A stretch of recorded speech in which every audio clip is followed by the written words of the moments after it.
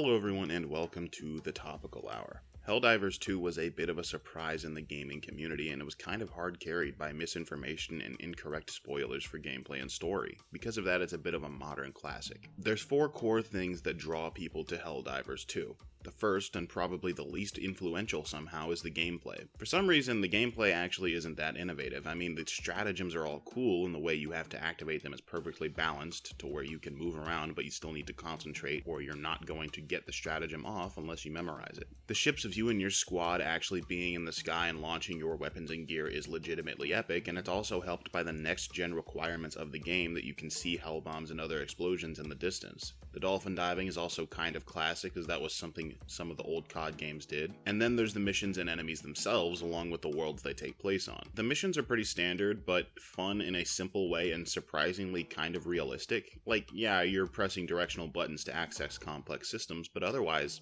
taking down machine factories and bug nests is like the first thing you do in a war against these enemies, along with aligning signal towers, loading up heavy artillery, and other stuff. Obviously, I hope they add many more to increase variation, but the ones we got are still really cool. And then there's the weapons play and the gear loadout. The weapons sound and feel terrific. They're suitably advanced, but you still get the gist, and they're pretty well balanced, seeing as you'll probably use stratagem weapons more often than not anyway. The only problem I have with movement is that the dolphin diving is fun, but sometimes it doesn't do anything and just slows you down, while other times it basically makes you invincible and you survive way more than you should. The former usually being a bots thing and the latter being a bugs thing. Speaking of the enemies, I think there's a few balancing issues with them. Like in the beginning, everyone's afraid of the bots. Like, there's the bugs and then there's the bots. Automatons actually get pretty chill if you learn the mechanics of the game well enough. I don't usually feel cheated or like the game has some vendetta against me when I play against the bots. It feels pretty fair. And then there's the higher level bugs. I actually don't feel like I get high volumes of them. It's usually individual ones that one-shot me or just plain don't play fair. I feel like this was to combat the bots actually shooting back at you, so they made the bugs way more aggressive, but it's too much. Even with a full squad, I found myself dying constantly and losing all of my reinforcements to the bugs, while the bots were more challenging but more fair. With the bots, you kinda always have something you can do to take the different types out, always a strategy you can employ. With the Terminids, you kinda just spray and pray. This is your reminder to like the video and subscribe to the channel. Thank you. Aside from the gameplay, the aesthetic of this game is pretty much unmatched. I mean, with the bugs, you pretty much have an alien hide-and-seek session with high-level explosives, and you really feel like you're the only squad that can take down these larger-than-life beasts. It feels a bit like the actual Aliens movie, where you're constantly running your guns down to their last bullet to fight off the swarms. On one hand, I think the Terminids do play unfairly. On the other, I can't deny that being overwhelmed all the time is actually a really fun style of gameplay that translates really well for viewing too. And this goes double for the automatons. No other game feels quite like Warfare. No COD game feels as desperate, no Battlefield game feels as intense, nothing. The truth is, a lot of this game survives on how it feels to fight these bots in the gray expanses of the selected planet.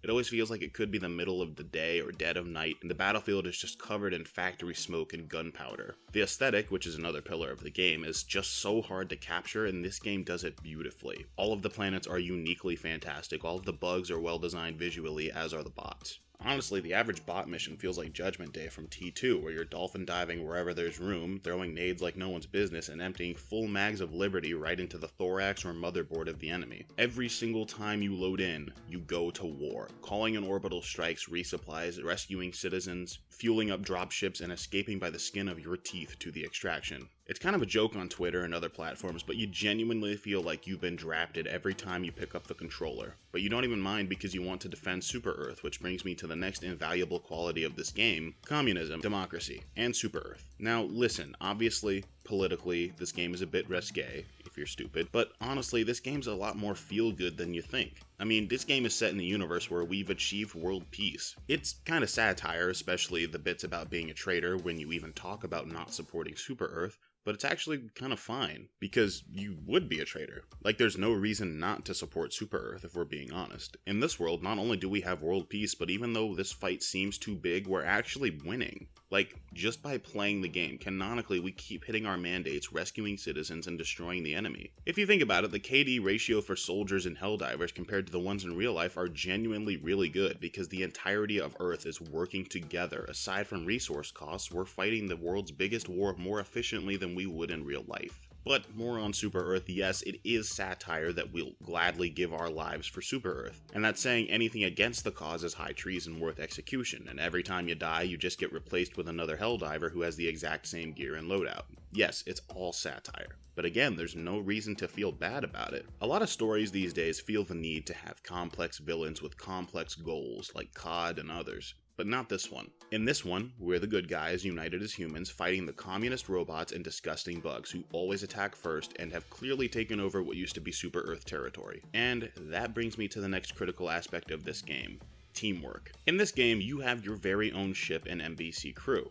It's where you'll do all the purchasing of upgrades and stratagems. Now, if you dock with other ships, you can get up to a 4-player squad of Helldivers, all fighting for democracy and Super Earth. And this is fantastic. It's another case of good timing because we have more competitive games now than ever where you fight against pretty much everyone. You can have a squad, but at the end of the day, the fight is more against other people rather than to win and work together.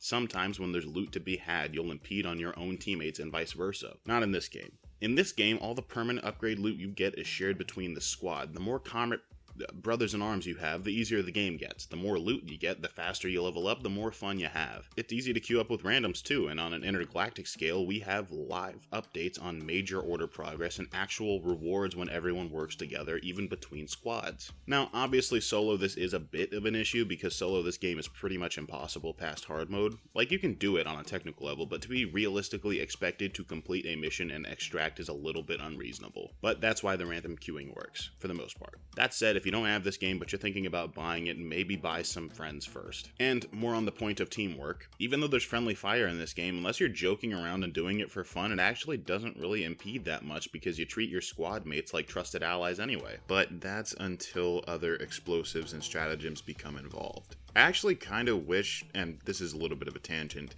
that XP gain was made a little bit easier, because technically speaking, you're not rewarded for killing enemies. You're not given any XP for it. You're only given XP if you take out hives or do side objectives of the main mission. So when it comes to altercations, most of the time you should just avoid them, or you are actually punished because you will then lose reinforces. I also think it'd be a pretty smart choice to just give more XP the more reinforces that you have by the end of the match. It would be a pretty good way to keep teammates from killing each other for fun, even though I enjoy that myself most of the time, and it would give you a better reward for a mission well done. Now, I don't think the XP grind in this game is impossible, but there are times when I play solo or on the lower difficulties where it's just a little bit too slow. But that's kind of a small nitpick because once you get a squad and you go on the higher difficulties, you're talking like 1,000 XP per round anyway, if not more. I just think there is a better way to reward a better mission performance rather than just how many hives you do and how many side objectives you do.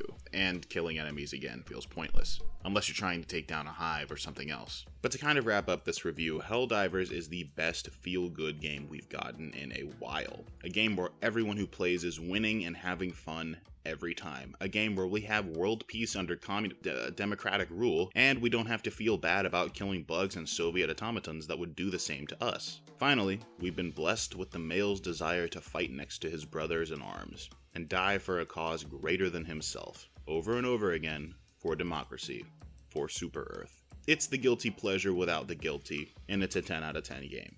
Obviously, this score only applies while they're still innovating and adding new things to the game, updating and giving unique conditions and major orders and the like, but I really do think this game deserves the 10 out of 10 badge, as you would have to go out of your way not to have a 10 out of 10 experience while playing the game. As always, if you enjoyed, I'd appreciate it if you'd like the video and subscribe to the channel. For liberty, freedom, democracy, for Super Earth. Play nice, people.